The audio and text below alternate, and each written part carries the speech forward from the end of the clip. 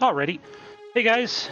Well, hope you guys have been enjoying Licensed On. I'm Ritzblues. We're going to be playing through Super Back to the Future 2 for the Super Famicom. This never actually came out in the States, but I found an English translated patch of the game, and so I'll be treating you guys to some unskippable cutscenes as we play through the game. So we'll go ahead and count down in 3, 2, 1, go.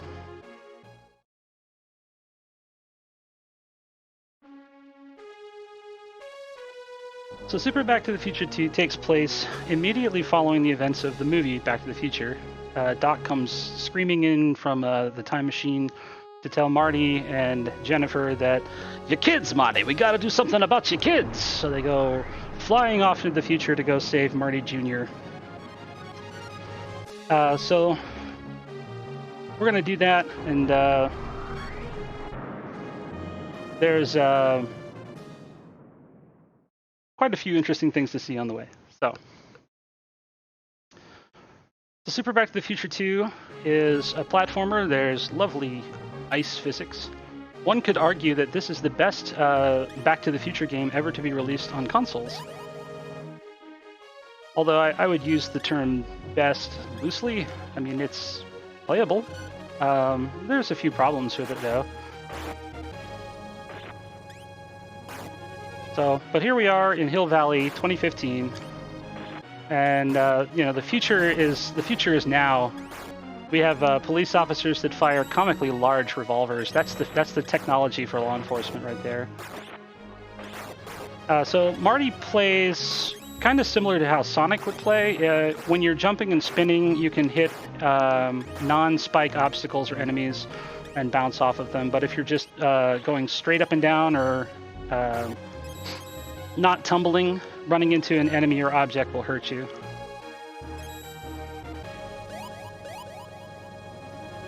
Probably one of the biggest problems with this game, aside from having humongous sprites and a very tiny screen to display them on, is the fact that anytime pretty much anything shows up on screen, it's going to lag the screen. So sometimes you'll be playing and the game goes really fast, and other times the game will be just chugging along. Okay. Marty gets 3 hoverboards worth of damage every level, and I'm going to be using those on some of the levels for a few skips, a few damage boosts here and there. But that's stage 1. It's a pretty good demonstration of what Marty can do. So now we've arrived at Cafe 80s, and we're confronting Griff. And thanks to these Michael Jackson monitors here, we get the first strike right off the bat. And as long as we just mash the jump button, the rest of the fight is, well, pretty much over. That's it. Good fight.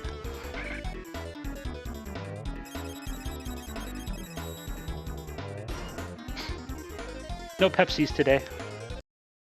So after defeating Griff, he gets angry and he sends his flunkies, Tetris Boy, Captain Laserbeam, and Barbarisha after us. So now we've got to run around Hill Valley 2015 and get away from his flunkies.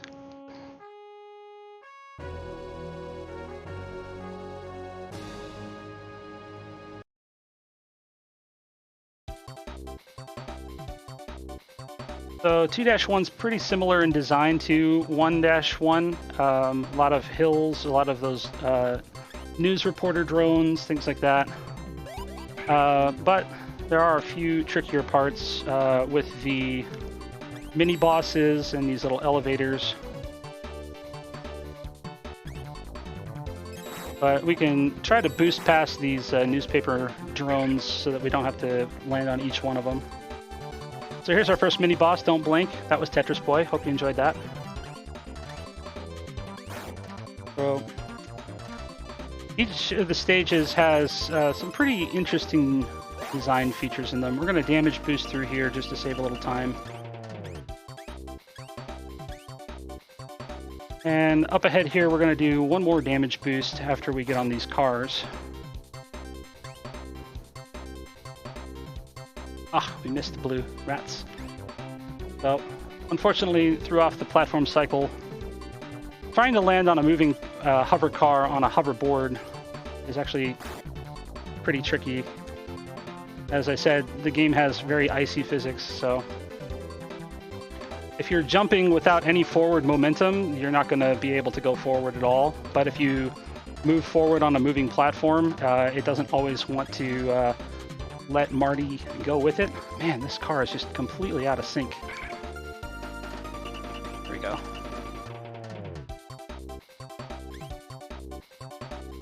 Oh, go away, red car. Really? Come on, game.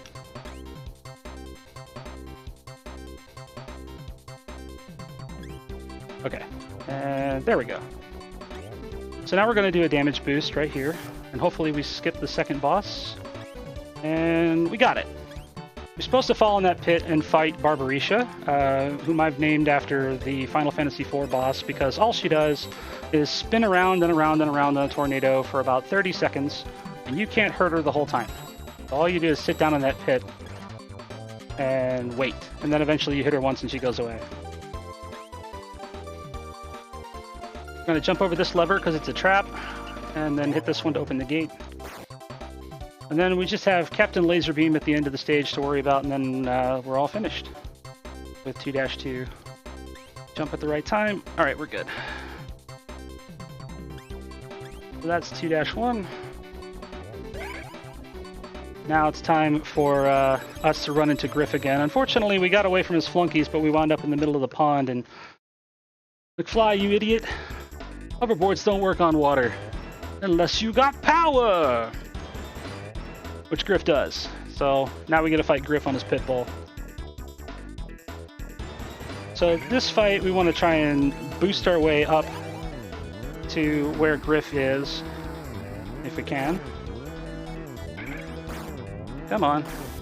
Wow, this is a rough start to that fight. There we go. Oh, really? Come on. There we go. All right. You just got to hit Griff about 5 or 6 times. If you do it right, you can get him right early at the cycle like that.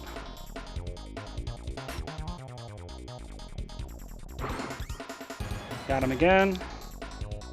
You just got to hit him like just right at the part where he roars. So the rest of this is going a lot better.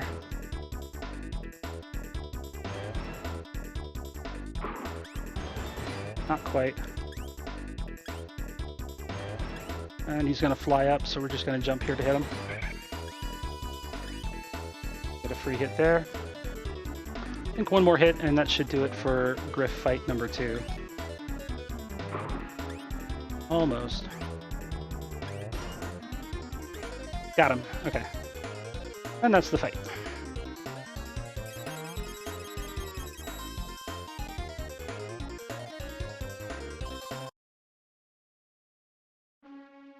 Alright, so we did it. We saved the day, the future's saved. Time travel's far too dangerous, so we're going to go back in the past, destroy the time machine. Hope you guys enjoyed the run. I know we got plenty more coming up in License-a-thon. Wait, what's Biff doing? Oh no. So it turns out that we make it back to 1985, and things aren't exactly the way we left them. As you can see, the lovely Hill Valley circa 1985, complete with its rampant motorcycles and drunken acrobats. It's quite the place. So something's happened, and we got to figure out what's going on. I'm going to damage boost here to skip past a couple sets of spikes, and then jump off of these spikes to get another boost over this car here.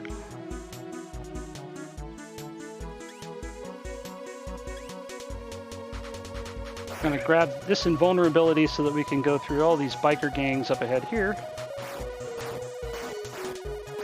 It is a little bit laggy, but it does ensure that we can get through them without having to tumble or anything else like that. There we go. So this is another shortcut across the top here. It looks like there's spikes there, but they're an illusion. Those aren't real. Well, some of them are, but the bottom ones aren't. So those are very real spikes. Unfortunately, if we spin jump into spikes, they will hurt us. So we can't do that. We have to take this elevator up to get out. Oh, didn't get the speed I needed. There we go. Now at the very end of the stage, we have another set of bikers, which you can spin through, and that's 3-1. So after the shock that is returning to Hill Valley, we finally make it to the center of town to find Biff Tannen's Pleasure Paradise Cassie. And my Biff is looking quite well off in this timeline. It's home of the Biff Tons Museums, where Biff clearly has plenty of money to burn.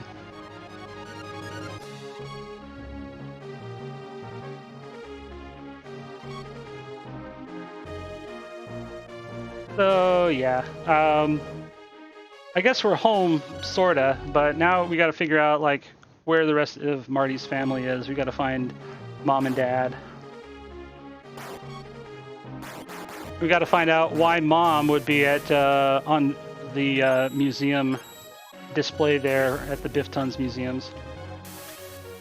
So now that we're back in 1985, you know, the technology for law enforcement, it just isn't quite as good as 2015's technology. You know, floor tasers just aren't really what they used to be in 1985, which is why they aren't used in 2015. Clearly, giant handguns are the way.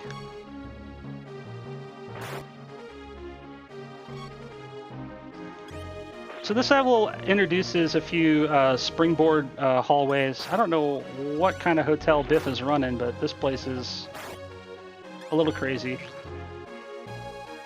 So anytime there's a spring at the end of a hall, there's either going to be a short platform like this that we can get up very quickly by jumping before we hit the spring.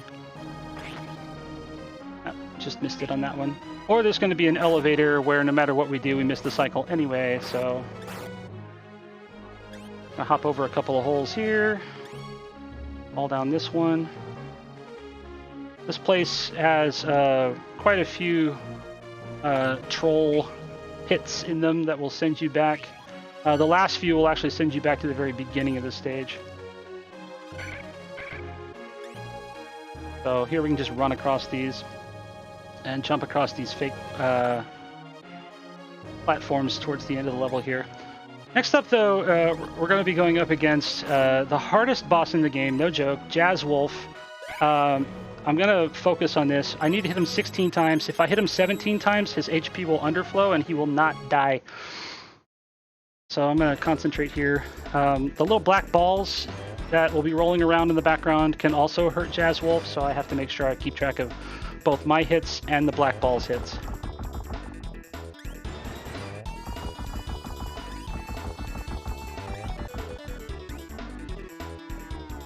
One, 2, 3, 4, pretty good start. 5, 6, 7, 8, 9, 10, 11, 12, 13, 14, 15, 16. That should do it. All right, good fight. First try. I'm very happy with how that fight went. That's one of the hardest parts of the run right there, is just taking care of Jazz Wolf. I think it took me about an hour to beat him casually the first time I ever played the game. All right, so now we're up in the penthouse area, getting higher up in the hotel. Good, we made the damage boosts up those fans the first try. So that's the hard part of this stage, is just getting up those fans. We're going to go ahead and grab a little extra health for safety here. But you can tell it's the penthouse because we've got these lovely spike security systems, as well as some really sweet half pipes coming up. Here are these little ski ramps, I guess, whatever they are. They're fantastic. I know if I built a hotel and casino, I would want these. That's how I'd want to get around. So another set of dangerous pitfalls. If you go down there, it's a huge waste of time. Here we're going to damage boost past some spikes, because otherwise you have to wait for the cycle, and it's just easier to run right through it. In the last part, we just take the high road and we're good.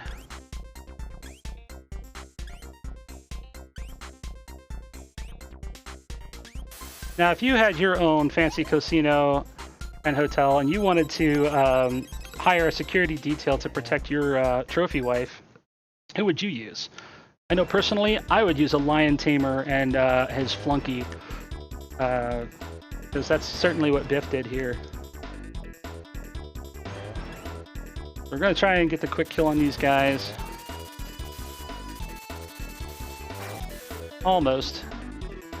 If they join forces like that, you have to separate them out. Not a big deal. I think we just about got it. And done. Alright. Not the fastest lion tamer kill, but we didn't die, so that's good. Sorry, Marty. Biff is my husband. But what about Dad? What about George McFly? What are you talking about? Your father's where he's been the past 12 years. Oak Park Cemetery. So that's our next destination. Oak Park Cemetery. I guess maybe he's a caretaker or something? Who knows?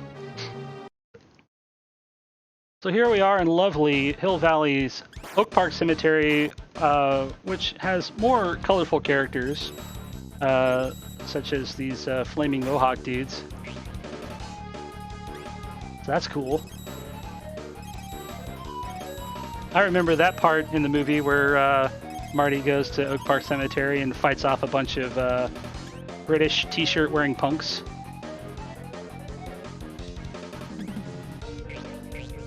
So 4-1, the game definitely starts to kick it up a notch in some of the platforming difficulty. 4-2 is even harder. You start running into things like these Yoku block vanishing platforms. Here's a damage boost. And the enemy lineup is a little tougher now that we have Biff's personal militia. Gonna grab extra health here and an extra life here. If you are at full health and you pick up an extra hoverboard, you get an extra life, no questions asked. Quite the steal if you ask me. Alright, so we gotta wait for this platform cycle here. And then we can jump across here. And then we gotta deal with Principal Skinner for whatever reason he's doing here in the cemetery in his bathrobe. I don't know, but here we are. Slacker! March 1973. Oh dear. No wonder he's been here for 12 years. So, at this point, Doc and Marty have figured out that Biff has the almanac. But they don't know how he got it, and they got to figure out how to stop him from getting it so we can reset the timeline and put everything back to normal. So we got to go all the way back to the casino and confront Biff. Hooray! But we're in the middle of Oak Park Cemetery, and now it's raining. Hope you like that level, because now we're going to do it again in reverse. Only it's raining and lagging, and I mean really lagging. This is probably the laggiest level in the entire game. Going up these half pipes is a real challenge to figure out the first time.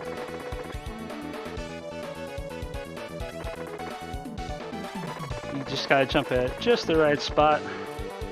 Dodge some spikes. Oh, I missed the platform there and lagged just long enough to didn't execute the jump there. Oh well. Whoa, let's grab that. So yeah, now Biff's militia is dropping these little parachute sugar cube things. I guess they're bombs. Who knows? But this level forces you to learn a new technique, which is attack boosting or jump boosting to get extra height on your jumps. There's a few platforms that are impossible to reach without it. By the way, I love that the militia machine guns shoot a perfect little stream of bullets, and then they just all travel in a perfect straight line together. They just sort of hang out of the gun like a chain for a bit, and then eventually they just shoot out of the end of it. So I am trying to jump over as many of the obstacles as possible to avoid spawning them, but I do also have to be careful not to run into too many spikes.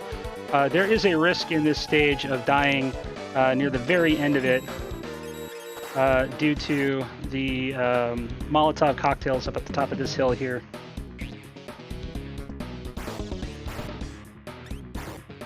So we're using the Molotovs to boost up, but if you time it wrong and you hit the ramp, it's actually just going to damage you instead. Try this again. Ah, just a little off. Alright, come on, game. Let's quit messing around here. I think we got the right cycle now. Nope. Come on.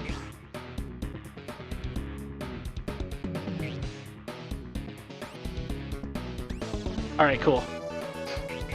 So that's the hardest part of 5-2. Jumping off that cliff the way I did despawns a whole bunch of those grenades that would fall down from the sky here, which reduces a bit more lag at the end. This is another kind of brutal level when you're first playing through it. There's tons of things that can damage you, and I haven't died on any stages yet. I'll probably die in 5-1 at least once. But one thing I haven't mentioned is that this game does not have checkpoints at all. So if you die, you go right back to the very beginning of the stage you were just on, and you got to do it all. I love this spring. You just keep pressing into it, and eventually the spring bends to your will and lets you in. Okay, I guess I'll just fall through the platform. Guess we'll just wait for the platform to come back here. That's never happened before. Guys, up your... Oh, he got me! All right, you gotta see the checkpoint then, or the lack thereof. That has never happened before.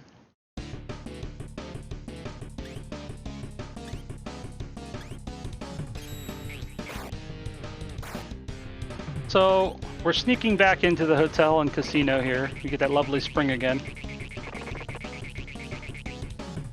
And I don't know about you, but if I had a fancy hotel, I would want it to be compliant with all kinds of like fire and safety regulations, including having about, I don't know, 10 or 20 fire axes on every floor, because you never can be too sure. No fire extinguishers, just fire axes. Also, we have the lovely audio glitch. Sometimes can happen when the machine gunners shoot. So now for the rest of the stage, we're going to be hearing that. So enjoy. Until another one shoots, but there's always a chance that they can glitch out again. Gonna have the fan save me from a spike there. Another giant leap of faith up through here. Another spring set. And that's 4-3. So we finally made it back through the casino.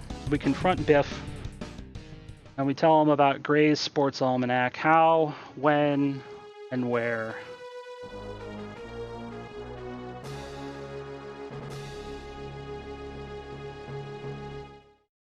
Now we have to go even further back in the past to 1955, to the day of the lightning strike.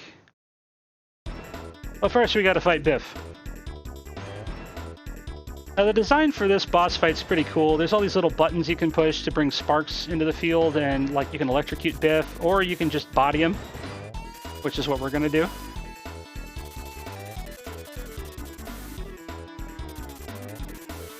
And that's a good fight. The top plungers make the sparks go on the top gray path, and then the bottom plungers go on the bottom path, but anytime you hit a plunger, the spark will disappear and reappear at a new path. So it's just not worth it. It's really slow. All right, but that's it. So we're done with alternate 1985. So we're going to go back to the past and try to stop future Biff from giving himself the almanac. So we are now in the hardest level in the game, level 5-1, Pink First level of 1955, and the game just cranks it up yet another notch with not only a bunch of spikes, but also these lovely Karate Kid looking, Ryu wannabes. So I'm going to grab extra lives whenever possible because I'm going to do a very difficult skip here that saves about a minute or more if I do it, which is I'm going to skip this tower. Nope, failed the first try. It's okay, we get another chance. So we're going to try and damage boost on top of that spike. Got it. And then we're going to go through here. So I only have one hit left, so I have to be very careful for this next segment here. If I had 2 hits, I could be a little more cavalier. But I got to be really careful with these very difficult jumps. It is very hard to bring forward momentum over these spikes, but we did it. We did it. All right, so the rest of this part, you remember that part in Back to the Future 2 where Marty fights the weird possessed derpy red balloons? Or the Karate Kids? Yeah, me neither. So we're gonna bounce our way up here. And there's another auto-scroller that unfortunately I cannot marathon safe skip. I don't have the health for it. But we can start the cycle right here. So I'm gonna count to 30. And the cycle's running right now. So 23. Sorry, I know it's boring, but I have to focus. That's probably about enough time. We want to get here not too long before that arrives. If we do it right, the red balloons that are just up ahead here will be in position where I won't have to do that, but thankfully they were kind of cooperative. So even if I had dropped into that pit, I just made 5-1 look criminally easy. But even if we dropped into that pit, I'd have to wait for that platform. It's the only way across. It is possible to skip that whole segment, though. If you have a second hit available, if you have 1 damage boost available, you can jump across a massive field of spikes and catch the platform at the right time and like save about 30 to 40 seconds. So Strickland catches Biff, calls him a slacker, and then takes the almanac. And so we got to go get it back from Strickland because that's supposedly where it is now. So we're kind of sneaking our way through the school now. I need to save this first segment and do it kind of slow, and then the rest we'll save up for a damage boost later. We're going to damage boost this part, though, because I only need the 1 extra health.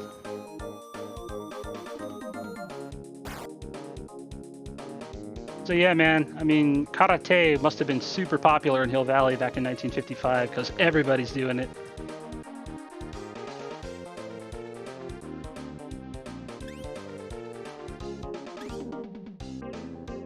Anytime you kill one of these little karate guys, another one will pop out through a door, so I'm actually trying to avoid that. So now we have these soda drinking kids and these little Pac-Man shaped classic soda cans.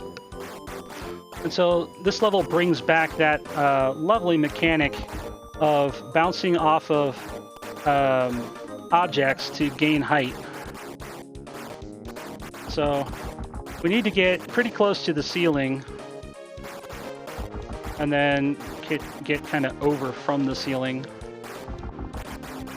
Come on, kid, throw that last bottle. All right, we're good. As long as he doesn't hit me, it's fine. A couple of short vertical shafts here. There we go. But yeah, I mean that's how people get around in Hill Valley. Is they throw like waterfalls of empty soda cans down, and you fly up them. Great. Actually, I want to kill these guys.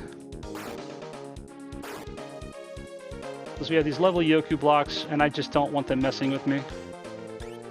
Please, thank you. Alright, so we saved the damage boost for this last segment right here. There's a spring I can hit right up here. It's going to throw me into either a spike or this guy, but no matter what I do, I'm going to get hit, so... But at least we can get to the end here. If I didn't have that extra hit, I'd wind up dead there. So for whatever reason, now that we're at the roof of the school, we make our way into Strickland's office, and ooh la la! Ooh la la!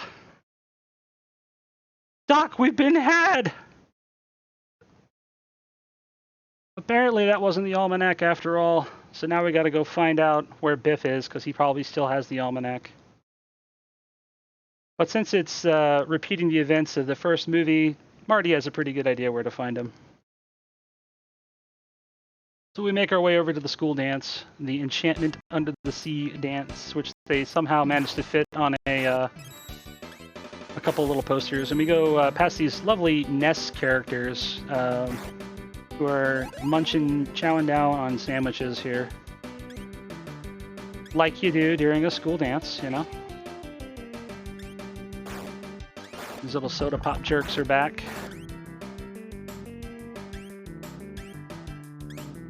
I'm gonna let you appreciate the music here while I just run through the level.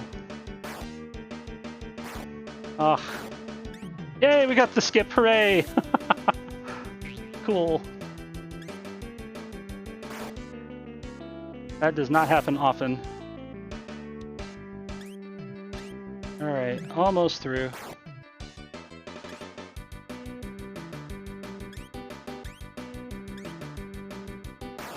This is the only level where they put boxes that take like 20 frames to destroy to get one little coin out of them. You never see them again, and they just lag like crazy. McFly, punch! Right in front of the trag can. Or the trash can. Hooray! We got the almanac.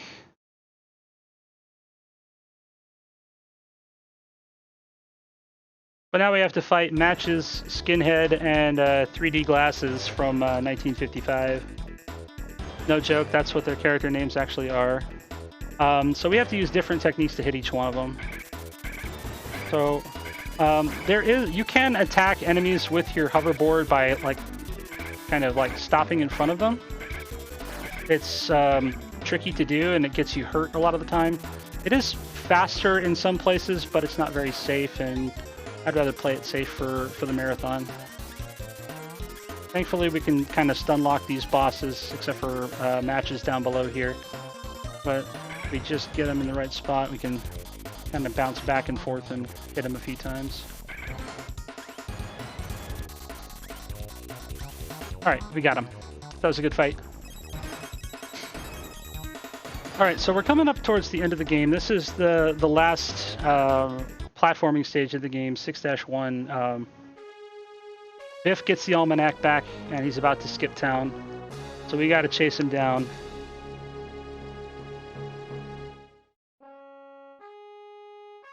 So 6-1 is home of these wonderful giant Reese's Puffs. Yes, that's right. They just rain from the sky. They're delightful. And by delightful, I mean absolutely horrible. They lag the game like crazy, and there's a couple of parts where they're just absolutely devastating. Ooh. Alright, we're good. Wait a second. Cool, we're good. So it's important that I save at least one spare hit, so I gotta get through the main segment of this part with 2 hoverboards left. So that I can do a crucial damage boost to finish the stage. Because those Reese's Puffs are absolutely required for making it over platforms like these right here. Oh dear. Oh, we got it. Okay, cool. So hopefully that should be enough space. Yep, we made it. So that jump's a little tricky. It's not the worst thing in the world if we don't make it, but it does lose quite a bit of time if we can't make it through. So now we got to go through these bikers. Alright, and now we're coming up on the damage boost. So there's a little shortcut up here, but then the spikes stop you.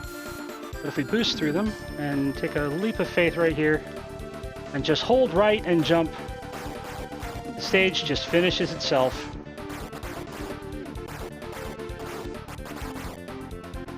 Every time. Okay, this has never happened before. Come on, let me up. Why are we not going up the hill? I've never seen that before. Alright, well, we made it. Okay, so we've caught up with Biff.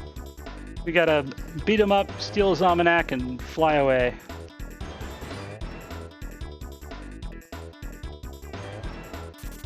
For whatever reason, the Biff fights are the easiest ones in the game. So we're gonna come up on it in just a second here. And one more ought to do it. Oh, we got the tackle there. Hang on. Time. And that's super Back to the Future 2. And we're for all of our efforts, we have this lovely end cutscene.